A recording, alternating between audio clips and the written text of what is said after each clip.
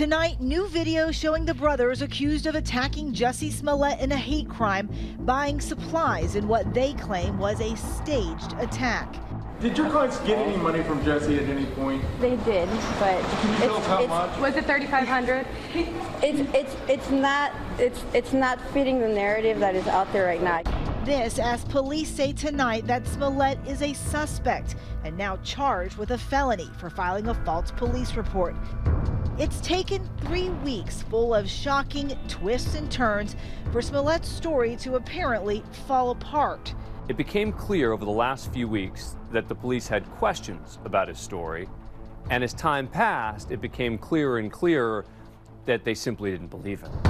That new store surveillance video showing the brothers standing at the counter buying items allegedly used in the attack, including black ski masks and a red hat, then returning to their car. Tonight, their attorney spoke outside the courthouse after the brothers gave hours of testimony to a grand jury. When I say that the police spent countless man-hours trying to piece this together, I mean that. I absolutely mean that. When I say that my clients spent countless hours getting their story out there to the police so that they could do their work. Are they expecting charges? On who? On against them, the two gentlemen that you represent. At this time, no, because they're not guilty of anything. But Jussie Smollett says they're lying. What do you say to that? I think Jussie Smollett should come clear because the truth will set him free. What truth is going to set him free? Yeah. I think that Jussie's conscience is probably not letting him sleep right now, so I think he should unload that conscience and just come out and tell the American people what actually happened. I think if prosecutors and the police believe that they're being fully cooperative, they won't be charged with anything. 3 weeks ago, Smollett claimed he was walking home from a Subway restaurant at 2 o'clock in the morning when he said two men physically attacked him, hurling racist and homophobic slurs. Smollett describing that moment to ABC News. As I was crossing the intersection, I heard Empire, and I don't answer to Empire. I kept walking, and then I heard Empire. So I turned around and I said, "What did you just say to me?" And I turned around and I see the attacker, masked, and he said, "This MAGA country," punches me right in the face. So I punched his back. And then we started tussling. There was a second person involved who was kicking me in my back. And then it just stopped. And they ran off. It felt like minutes, but it probably was like 30 seconds, honestly. I can't tell you honestly. I noticed the rope around my neck and I started screaming. And I said, "There's a rope around my neck. They put a rope around my neck." Within days, police released a surveillance image of the two persons of interest captured on the same street. Authorities later identified those men and arrested them at O'Hare Airport last Wednesday night. Police also revealed both men knew Smollett. One even appeared as an extra on Empire. If there's any justice, we'll have that conversation. Smollett stars on the hit show, now in its 5th season, as openly gay singer Jamal Lyon. Smollett's attorney reacted to the identity of the two men, acknowledging the actor did know them and had also done some personal training with them. But at the time, Smollett's reps maintained the attack was real and the 36-year-old was a victim. How do you not believe that? It's the truth. Eventually, police released the brothers and said publicly they were investigating whether the attack happened at all.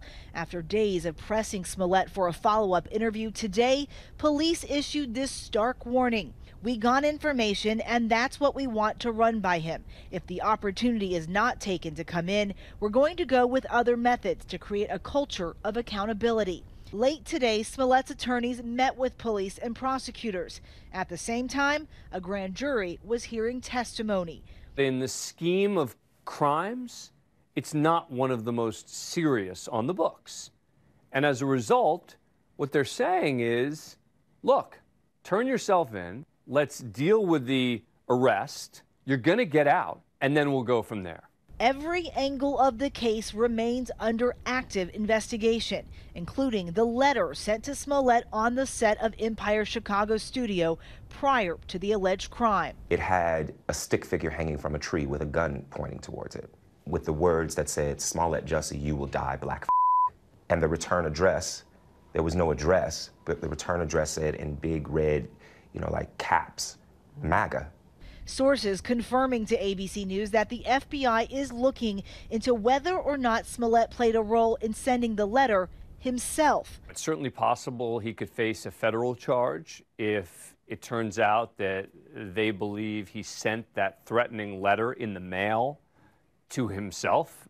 But for now, this is a state charge. These latest developments creating questions on how this will affect Smollett's role on his hit show. Don't do that.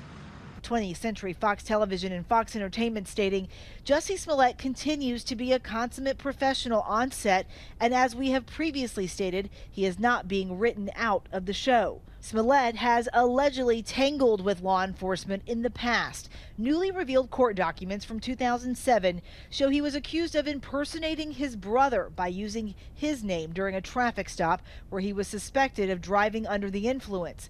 Smollett reportedly pleaded no contest to reduced charges and completed an alcohol treatment program. Now, more than a decade later, Smollett is charged with a much more serious offense. And Chicago police say detectives have been in touch with his legal team to negotiate a respectful surrender. The law is actually called disorderly conduct, but it's basically filing a false police report.